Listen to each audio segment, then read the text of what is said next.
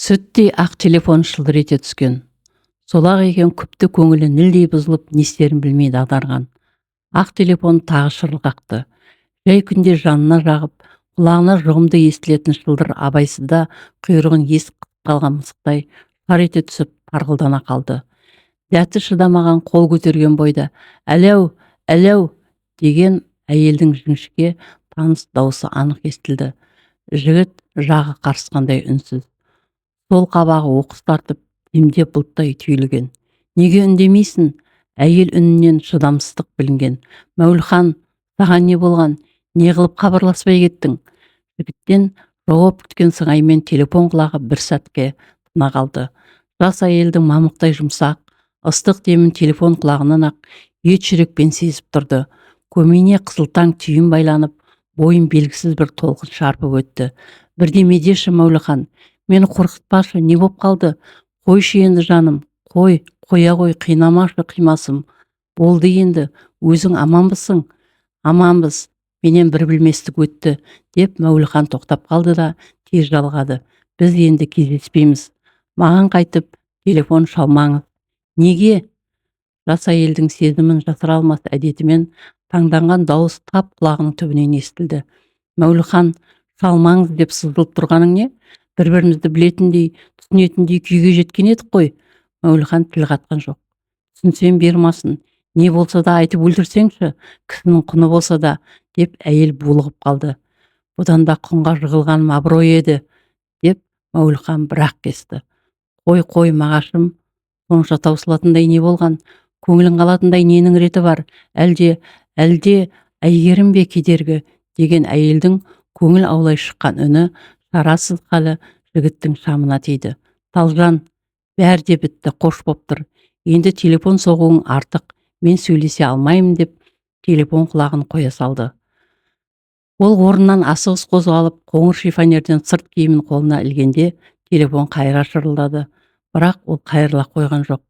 Бөлмені жедел кілттеп, жас сәбидей шыр-шыр етіп жатқан телефоннан аулақ кетуге асыққан. Мәуліхан өзі қызмет істейтін көп қабатты мекемеден тез ұзап, жеңіл-желпі көлік қайшаласып жатқан қаланың енді көшесін қиып өтіп, аумағы шағын ғана саябаққа қарай беттеді. Бұлыңғыр күнде салқын да сызды саябақтың ішін қиған тас соқпақтардан қиыстау орналасқан орындыққа тізе бүккен. Қалтасынан темекі алып тұтатты. Қол сағатына қарап еді, түскі асқа әлі ерте екен. Темекісін сора түсіп, табан астында тапталып жатқан сарғайған жапырақтарға көз салды. Ойпыл-тойпыл көңілін мұң шалды. Көтерем малдың арық қабырғасындай арса-арса қарағаштардың салмаланған жуан бұтақтары мен қидиған көк теректердің құлазыңқы кебіне қарап, оңашалау орын тепкен бір түп балапан шыршаға көз тоқтатқан. Етегіне шейін инедей бүрмен қымтанған жас шырша көзіне тым жылы ұшырап көрінді. Мейрам күндері дөңгеленген бүрме етекті көйлек киген құдды қазақ қыздарын еске түсіргендей. Күзгі жаңбыр жауғаннан ба, жап-жасыл, балбыраған жасаң. Саябақ жолдарының бойына қаз қатар сәнге отырғызылған, өз сыңарларынан артылып қалған, әлде өліп қалған деп жеке отырғыза салған көшет болса керек, жетімсіреп жалғыз тұр. Жамалынан жұрдай сұрғылт, жүдеу бақтың бір бұрышында елеусіздей бой түзеп, түсін билеген балапан шырша мен өңі баяғыда оңған жып-жұмсақ дымқыл тартқан, жер жастанған жапырақтарға жанарын тіккен Мәуліхан өз ойына шым-шым батып ұзақ отырды. Түскі асқа да зауқы соқпаған, тек темекіні ғана жалғыз өзі құшырлана шеккен. Бармақтай қысқа тұқылын қасындағы қалдық тыстайтын қоқыс түбекке сөндірместен лақтыра берді. «Талжан, тым жақындасып кетіп едік». Жүрегі бір тылсым жайды сезген. Иә, сезген. Бірақ бұндай сұмдыққа маңдайымен соғыларын сезген жоқ. Кімнің қиялына кіріп, ойына оралар дәл осындай жай. Тіпті де мүмкін емес. Суретті көрген сәтте өз көзіне өз сенер-сенбесін білмей телміріп, көмейі құрғап, тілге келе алмай қалған. Қасында бос фото суреттерді ақтарып отырған 3 жасар әйгерім «Талжан мен көке деп қолындағы жансыз қос бейнені саусақтарымен нұқығанда ғана ес жиғандай болған Мәуліхан ас үй жақта жүрген Талжанға «Талжан, мұнда келіп кетші» деп үні жер астынан шыққандай құмығып жеткен. Қазір асты дайын боп қалды. Талжан тәтем самса пісіріп жатыл, деп Айгерім ыр дыбысын ылға айырбастай тақ ете түсті. Има бел, ұзын етек қалат киген Талжан Мәуілханның қолындағы суретке көзі түскенде аққұба өңі құбылып, біртүрлі сұрланып, іле қызғылт тартты. Көкесіме, деді Мәуілхан, ендігі өз-өзіне келіп, даусы анық та қатқыл естілген. Дөңгелеген түрік еріндерін жымқыра тістелеген Талжан, я, деді, әкесі ғой, жыртып тастай алмадым. Мәуілхан үстінен мұздай су құйып жібергендей диван үстінен оқыс атып тұрды. Бір ауыз тілге келместен шығар есікке беттеді. Талжан артынан ерген жоқ. Жанарына жас тығылып үнін шықпай қалған. Жігіт болса апыл-ғұпыл киініп, есікті серпе тарс жапты, қайрылмастай қатты жапты. Талжанмен ойда жоқта танысқан еді. Жақында 1,5 айдай ғана уақыт өткен. Жазғы мезгілден қысқа, қыс уақытына сағаты жылжытқалы, Алматыда күн ерте қонақтап, ымырт тез түсетін. Қызметтен кештетіп қайтқан Мәуілхан трамвайдың артқы есігінен кіргенде ішінде адам аз екен. Тура есікке қарама-қарсы қабырғаға сүйеніп, терезе жақтауынан тысқа көз қадаған аққұба қарындастың қасына бұл да сүйеніп, ұрлана қарай берген. Мәуілханның қиғаштай көз сұғын қадай берген сезсе де сезбегенсіп, қыз да көңіл аудармағансыды. Бұл көз қиығын басқа жаққа аударып әкеткенде, ол да сынай көзін дөңгергенін Мәуілхан аңғарып қалды. Екеуі де іштей сынасып, сырттай жанар тіктеп тұрғанда, трамвай да соңғы аялдамаға сықырлай тоқтады. Мәуілхан есікке бұрын ұмтылды. Өзі түсер түспестен қызға қолын ұсынған. Мұндай батылдықты күтпеген ол, сәл әбіржіп қалып, сол қолын берді. Жерге біз өкше етігі тиген бойда, рахмет деп, бай ғана сынық үнмен еппен қолын тартып алды. Мәуілхан, бүгін күн қараңғы екен, қай жерге барасыз? Шығарып салайын, деді еркіндеп. Қыз да кейбір қарындастардай өтірік қылмсай қоймады. Бірден, сіздің кездескеніңіз қандай жақсы болды. Бір құрбымның үйіне келе жатыр едім, енді қорықпайтын болдым, деп ашық жарқын күлді.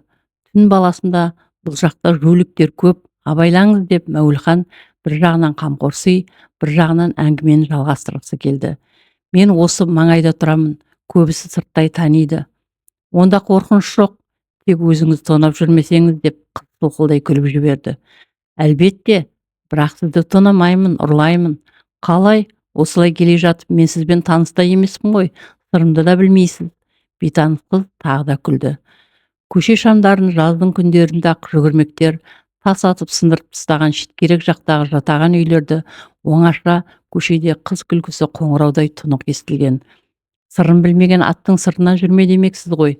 Мейлі, сізді қарындас көзіңізден танып тұрмын, деп Мәуілхан өзінің артықтау кетіп бара жатқанын біліп, тілінің ұшына тірелген сөздерді көмейінде көміп қалды. Солай ма? Дәл солай, енді танысып қоялық. Мәуілхан қатар келе жатса да, оң қолын ұсына берді. Мәуілхан. Қыз да қысылып қымтырылмай, Талжан, деп жүрсін байлатып, қыздың қолы мұздай екен. Есіміңіз ешкімде кездеспейтін дефицит, тек қолыңыз тоңып қалыпты, деді Мәуілхан сезімін бүге алмай.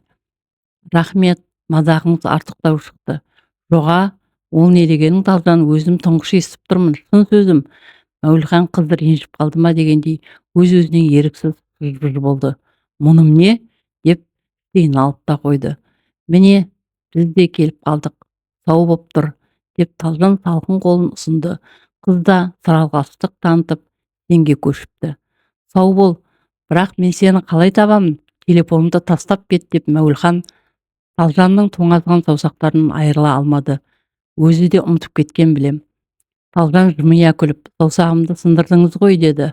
Сонда ғана әбестік жасаған аңғарған Мәуілхан сәл босатты да, болмаса әдірсіңді айт, деп жалынғандай жұмсағыммен. Жарайды, қоймадыңыз ғой, деп қыз жігітпен аралықты сақтайтын, жіпсіз байлайтын сізге көшіп алды. Есіңізге ұстай алсаңыз ұстадыңыз, бір-ақ рет айтам, 7-те 21-ден басталатын нөмірді қадап-қадап санады. Ауызба ауыз күбірлеген Мәуілхан қағып алуға тырысты. Жігіттің ып-ыстық алақанынан сүйрік саусақтарын босатып алған Талжан есік алдында самаладай жарық түсіп тұрған көк қақпаға жүгіре басып ғайып болды. Ар жақтан шынжырын сүйреткен ит Арп-арп етіп қысқа үрді де үні өшті. Дауысы зор, төбет болса керек. Мәуілхан да қараңғы көшеде кері бұрылған. Ол пәтер жалдап тұратын. Пәтеріне жеткенше Талжанның телефон нөмірін сан мәрте қайталады. Телефон нөмірінің ақиқаттығына күмән келтірген жоқ. Тек дұғадай қайырған қайран нөмір қыздың үйінікі яки жұмыс орнынікі екенін айыра алмаған. Оны анықтау оңай ғой, бірақ ертеңгісін күні бойы қоңыраулатып, Талжанның телефон құлағын көтере алмай қойды. Демек үйінде ешкім жоқ. Өз жұмыста болғаны. Қайда істейді екен? Үріп аузыға салғандай екен. Мәуілханның өзі болса сүр бойдақ, қуалаған құраттай. Жоғарғы оқу орнын аяқтасымен қалада қалып қызметке орналасқан тұғын. Кешікпей әскер қатарына шақырды да еріксіз аттанып кеткен. 2 жылдық әскери өмірден қағажу көріп, бар білгеннен шала айырылып оралған соң қайта қалаға тартқан. Ауылда бұл аялдайтын ештеме қалмағандай көрінген. Сол баяғы өлі тыныштық, сол баяғы жайбарақат, жадағай жатқан жұрт, сол баяғы жүдеу тірлік ештеңеде қаперіне кіріп шығар емес. Бірақ осы бір марғау тіршілігімен ақ кең тыныстап, баяғы дархан мінезінен айнымаған. Бұл 5 жыл оқып тәмамдаған мамандықтың да ауылдық жерде қажеті шамалы. Қайдағы бір статистика инженері, мамандықта қалаға қайтуға қамшы болған. Пәтер жалдап күн көргелі де 1 жылдан асқан. Өзгерген ештеңе жоқ. Бәз баяғы салт басты, сабау қамшылы, жүдеу жастық ғұмыр жылжып жатыр. Қуанышы мен қайғысы айдай қорғалаған өмірде. Анда-санда ғана туған ауылға, ағайын туғанға деген сағыныш танау көтертіп желдейтіні бар. Әйтпесе мектеп бітіргелі әке-шешеден, аға бауырдан алыс жүрген 7-8 жыл мұны суық бауыр, жат жанды қылып тастағаны Аллаға да аян. Кейде туған жер мен балалық өткен шаңырағына барып қалғанда, қаланың қытымыр тірлігіне еті өліп кеткен бұған бәрі бөтен бөгде әсер қалдыратын, жүрегін белгісіз бір суық сезім сабақтап өтетін. Салқын көңіл, саяқ өмір де өзіне баурап алғалы алқалаған топты жерге де көп жоламайтынды шығарды. Көбіне көп жалғыз жүргенді, оңаша ойға берілгенді қалайтын. Әйтеуір белгілі бір шекара қалыптастырған, санаға сына түсірген саяқ сезім кейінгі кезде билеп алған тұғын. Қала ішінде жарық жанып, көз байланып кетсе де, жұмыс аяғы болып, жұрт ертерек үйіне тарқаса да, Мәуілхан бөлмесінен шыға қоймады. Ел аяғын күтті. Ертеңнен қара кешке нөмірін теріп ала алмаған Талжанға кештетіп телефон шалғысы келген. Оның қоңырауын көп күттірмей-ақ «Әләу, әләу» деген жас баланың нәзік үні естілді. Мәуілхан алғашқы сәтте сасып қалды да, өз үйінде тұратын болды ғой деген оймен «Талжан керек еді, Талжан» деп салмақтап сұрады. «Талжан» деп созды ар жақтан тым жас сәби екенін Мәуілхан даусынан ажыратты. «Тәте, тәте» деп нәзік үн телефон құлағынан тағы естілген. Іле-шала «Әләу» деген таныс дауыс шықты. «Мен тыңдап тұрмын». «Бұл мен ғой, мен». Мәуілхан абдырап қалды. «Мәуілханмын». Сіз бе?» деді Талжан сыпайы ғана. «Ұмытпапсыз ғой, мен ұмытып қалған шығар деп ойлап едім». «Ойлап едім» деген сөзді естігенде Мәуілханның жан дүниесін бір жылы сезім жанап өткендей болды. «Қалай қалыңыз? Қайдан телефон соғып тұрсыз? Жұмыстан? Қай уақытқа дейін істейсіз? Кеш қой, қайда істейтініңізді де айтпадыңыз». «Айтар едім, асығып кетіп қалдыңыз ғой» деп Мәуілхан күлген болды. «Қалалық статистика мекемесінде инженермін. Өзіңіз ше?» «Мен бе? Энергетика институтында оқытушымын». «Міне енді таныстық» деді Мәуілхан. «Қандай пәннен бересіз?» «Қазақ тілі мен әдебиетінен. 2 жылдай ғана болды. Бұрын мектепте істеген едім. Мемлекеттік тілге орай сабақ беріп жатырмыз» деп Талжан тәпіштей түсіндірді. «Талжан, сен қайда тұрасың? Өз үйіңде ме?» деп Мәуілхан сенге көшті. Осыны күткендей. «Мәуілхан, мен бір бөлмелік өз пәтерімде тұрамын. Еңүліккіл шағын ауданында» деп Талжан да сіз дегенін қоя қойды. «Ертең жұмыстан нешеде шығасың? Кешкілік театрға барсақ» деп Мәуілхан батыл кіріскен. «Мағаш, мен сені осылай атасам деймін, ренжімейсің ғой?» деді Талжан. Мәуілхан салған жерден келіскен. «Үйде кішкентай қызым бар, оны қайда тастаймын? Кешкілік балабақшадан алуым керек» деген Талжанның даусын естігенде, бұндай әңгімені күтпеген Мәуілхан сасып қалды. Қолында жүзігі жоқ секілді еді ғой, жалғыз басты әйел болды деген ой жарқ ете қалған. «Үндемей қалдың ғой». «Иә, еркек атаулының бәрі осы» деді Талжан ренжи. Жоқ, жоқ деп сасқалақтаған Мәуліхан аузына басқа сөз түспей ертіп жүр дегені. Ұшақ жаста ғой, тыныш отырмайды ерке деген қамыққан дауыс естілді. Мен ойын сауықты ұмытқалы қашан. Мәке, сен айып етпе. Өткен жолы әуре болмаңыз деп айтқым келсе де, көңіліңді қимадым. Енді айтудың реті келіп тұр. Талжан, мен сені еш кінәламаймын. Онда тұрған не бар деп жұбатқан болды Мәуліхан. Бұл жолы болмаса, келер жолы болар. Енді телефон соқпассыз, бойдақ шығарсыз деп Талжан тағы да өзін алыстата сыпайылай сөйледі. Олай деме, деді Мәуліхан қатқылдау. Ертең мен келемін, және де мен ондайлардың санатынан емеспін. Десе де, ертең тағы да шығарып салайын. Талжан келіскісі келмесе де, Мәуліханның ұсынысына келісті. Институттың алдында сағат 4:30 мөлшерінде кездесетін. Сосын жолдан Әйгерімді балабақшадан алып үйге баратын болды. Осы бір келісім Талжан мен Мәуліханды баяғыдан бірін бірі білетін жандардай жақындастырып жіберген еді. Күн аралатып болса да, Әйгерім мен Талжанға Мәуліхан соғып кетіп тұратын. Кішкентай Әйгерім бұған бауыр басып кетті. Жоқтан өзген айтып, Талжан мен Мәуліханды талай күлдірген. Мәуліхан келсе ағалап, аузындағысы мен қолындағы барын бөліп беретін. Сырт көзге бөгде деп ешкім айтпас. Екеуі де емешектері үзіліп тұрғаны. Тіпті Талжан қызының кейбір ерке мінез шолжың қылықтарынан қарадай қысылып, Әйгерімге зекіп, шапалақпен май құйрықтан тартып жіберетін сәттерде кездескен. Талжанның туған шешесінің бауырында өскен, кейінірек қана Талжан тәтесінің тәрбиесіндегі Әйгерім апама кетем, апам ұлды соқты айтам деп шерлене жылап, мұңын Мәуліханға ғана тәбелікпен шағып, аға, олшы тәтені, олшы дейтін қойнына тығылып. Ондай сәтте Мәуліхан өтірік те болса доңайбат жасап, алақаны мен Талжанның оқтаудай жұп-жұмыр иығынан ұрған болады. Оған Әйгерім мәз. Әне-міне дегенше көшеде ағылған іркес-тіркес машиналардай 15 шақты күн зулап өткен еді. Еңілік гүл мен меншік үйлер орын тепкен аудан екі ортада күзгі жаңбыр астында қалып, Мәуліхан ауырып қалды. Өзінің науқастанып қалған 2 күн өткен соң ауруханаға қайыра соғуға бара жатқанда Талжанның жұмыс орнына телефон соғып хабарлаған, пәтерде емделіп жатқанын айтты. Сол күні жұлдыз жамырай Талжанда келді. Қолында ыстық тамағы, оны мұнысы бар. Әйгерімді бұның пәтеріне жақын жердегі құрбысының үйіне тастап кеткен екен. Өткен жолы Мәуліханмен трамвайда жолығып қаларда да Әйгерім балабақшадан зерігіп, бармайым деп жылаған соң, осы құрбысының үйіне 2-3 күнге тастап кеткен. Құрбысының 2 сәбиі бар көрінеді, кішкентайы омырауда. Пәтер табиғи газбен жылытатындықтан да жылы еді. Шағын 2-ақ бөлме.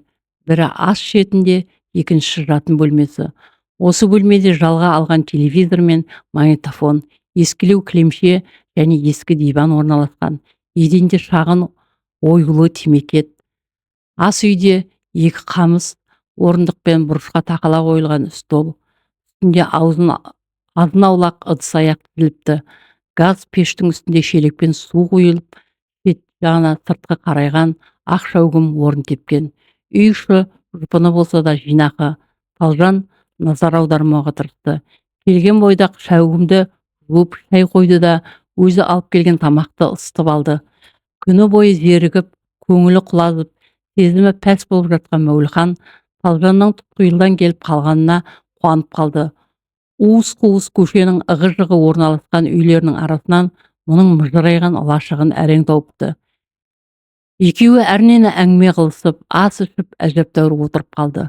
Уақыт түн ортасына таяған. Талжан кетуге ыңғайланды. Қайда асығасын Талжан, әлі ерте ғой, тағы да біраз отыршы деген Мәуліханның өтінішін жерге тастай алмай, жоқтан өзген әңгіме еткен боп, бірінен қуыстана бой тартып, екеуі де жүректері өрекпіп, алғашқы келген сәттегідей емес, біртүрлі үркек сезім пайда болған. Арт жақтарында әлдебір жай бас көтеріп, жүрек шымырлатып, тек бір батылдықты күткен сыңайлы. Ол батылдық бойдан кетіп қалғандай, уақыт төс табандап жылжыған сайын жаңа көріскен жандай қысылып, әңгімелерінің қиюы кетті. Телевизорды ғана ермек етті. Диванда отырған Талжан, «Мағаш, мен қайтайын енді», деп орнынан көтеріле берген сәтте, орындықта жақын отырған Мәуліхан, «Мен сені жібере алмаймын, Талжан. Бұл шын сөзім, бізді тағдыр жолықтырды. Енді тек тағдыр айырсын, саусақтарынан ұстай алды. Талжан үндемеді. Мәуліханның қоңыр көздеріне мұңыллау жанарын тік қадап, сынай да тұнжырай барлай қараған. Жігітке деген сезімін көзімен жеткізіп, жігіт сенімін оның жанарынан іздеген еді ол. Сен 17-те, мен 18-де емеспіз ғой, мұңдана бермейік деп келіп, Мәуліхан Талжанның маңдайынан ұзақ сүйіп қалды. Қап қараңғы бөлмеде жан жылуы, тән қызуы қайтқан шақта Мәуліхан мен Талжан дауысы бәсең шығады. Талжан: менің үйім сенің үйің емес пе? Екеумізге де ортақ болмай ма? Ерлі байлы болған соң. Мәуліхан: болмайды қалқам, күйеу атанар жайым жоқ. Талжан: тіпті де түсінбеймін, мен әке шешем немесе аға жеңгемен тұрмаймын ғой, сені күшік күйеу атанатындай. Мәуліхан: сонда да ондайға бара алмаймын. Талжан: намыс қой сондағың. Мәуліхан: ол да бар, бірақ одан да киелі қасиетті салт, біздің тегімізде әйел адамның табалдырығын аттаған жан болған емес. Талжан: ол заман өткен мағаш, көрінгеннің есігінде телмеңдеп жүріп те көргенмін, көне алмаймын. Осы үй үшін еңбек істеп терімді төкпедім бе? Енді сен бездейсің. Мәуліхан: бездегенім жоқ, бірақ қолыңа кіре алмаймын. Талжан: еркектер қызық қалғысыңдар, жора жолдаспен ағайын туғанға сатып алдым де. Мәуліхан: жоқ Талжан, әңгіме қозғаудың өзі артық. Кімге түсіндіріп отырмақпын? Өтірікті өлшеме айтуға арымда жібермейді, әуре болма. Талшын: онда тұрған не бар? Бәрі де екеуміздің қамымыз үшін, тіпті бақытымыз үшін ғой. Өсек аяң үй табалағандар сүю болмайды ғой бізге. Осын түсінсеңші. Мәуліхан: бәрін де жақсы түсінем, түсінгендіктен де айтып жатырмын. Ертең ақ аяқ табақ сынбай тұрмайды. Әйелдің заты әйел, ашулы ауыз айтып салары қақ. Ал ол деген ар ғой, ар махаббаттан да қымбат. Талжан Мәуліханның көтеріңкі кеудесіне ақ білегін артып, солқ-солқ жылап жіберді. Мәуліхан шашынан ғана сипай берді. Ол ұзақ егілді. Мәуліхан іштен тынып жұбатқан жоқ. Көрдей қараңғыда жас әйелдің өксігі ғана естілген. Арада мысық табандап 10 шақты күн өтті. Әйгерім мен Талжан қаладан 300 шақырымдай жердегі ауылына кеткен. Орала қоймады. Көктемде жыл қысын күткендей Мәуліхан оларды сағынып жүрді. Әсіресе былдырлаған бал тілді Әйгерімді бауыр басып қалыпты. Күнде елегізейді отырады. Үйлеріне телефон сағады, ешкім алмайды. Кеше түс ауа тағы шалып еді, қашанғыдай Әйгерім телефон құлағын көтерді. Сол-ақ екен, қопаңдап жұмыста отыра алмады. Бірдеңесін жоғалтқан адамдай берекесі кеткен. Болмаушыны сылтауратып жұмыстан ерте шыққанда тура еңілік күлге тартқан. Талжан өңі кіріп, көңілі көтеріліп келіпті. Мұны жадырай қарсы алды. Өткен жолы кірбіңнен қылауда қалмаған сияқты. Аман саулықтан кейін ол асқамына кірткенде, Әйгерім болмай ауылдан алып келген сурет толы альбомды бұл аударып отырған. Көз алдынан таныс бейне жарқ еткенде, төбесіне жай түскенде есеңгіреп қалғаны да сол. Өткен жолы Мәуліханның пәтерінде үстел басында әңгімеден әңгіме қозғалып отырып, Талжан қызының жайынан хабар бере кеткен. Сөз арасында сыналаған сол әңгімеден мұның ұққаны, Әйгерімнің әкесі әлде бір алыс облыстан екен. Осында жұмыс істепті. Екеуі сөз байласып жүргенде жоқтан өзгеге кертіп қалыпты да, мінезі шәлкеш жігіт қайтып, қайырылмай кетіпті. Талжан арада уақыт өткізіп барса, жігіт ауылына кетіп қалыпты. Өзінің аяғы ауыр екенін кеш біліп қалған қыз оның артынан іздеп баруға жүзі шыдамапты. Барғанда ол түсінсе жақсы, аулақ жүр десе қайтпек. Жастықпен екеуі де жаза басып қалғандарын қайдан білсін. Жатақханада бірге тұрған жігіттерінен ол ауылында үйленіп біржола қалды дегенді және естісе керек. Ақыры өзінің үй ішіне де білдірмей босанған екен. Әке-шешесі Әйгерім дүние келгеннен кейін ақ бірақ біліпті. Өз қолын өзі кесе ме? 2 айдан кейін шешесі алып кетіп, балапандай бауырына салыпты. Немере де ыстық, Әйгерім де қылықты, бәрінен де ұрпақ қой, амандығын тілеген үлкендер жерге қарап отырып. Сөйткен Әйгерім көке деп жансыз суреттегі таныс бейне бұның туған ағасын көрсеткен сәтте не болғанын түсінбей, тамағына тобықтай түйнек тіреліп қалған еді. Тағдыр қалауда моншақтай ғана мөлдіреген сәби бар екенін Қайырхан ағасы білмейді де ғой. Бәрінен де Бұл не демек? Кімнен көрмек? Бұлыңғыр аспаннан күлдей ұсақ, мұздай тамшылар сене бастағанда ғана орнынан көтерілген Мәуілхан тас соқпаққа түсті. Шала сыпырылған соқпақ бетінде салқын ұрып, табағынан үзілген жапырақтар қалың ұлтанды табанға жабысып түсіп қалып жатты. Саябақ іші құлазып, жетім өскен балапан шырша мұңайып тұр. Тұла бойы тоңазып, суық қармаған жас жігіт күзгі пальтосының жағасын көтеріп, иығын қушитып, асыға басып кетіп барады.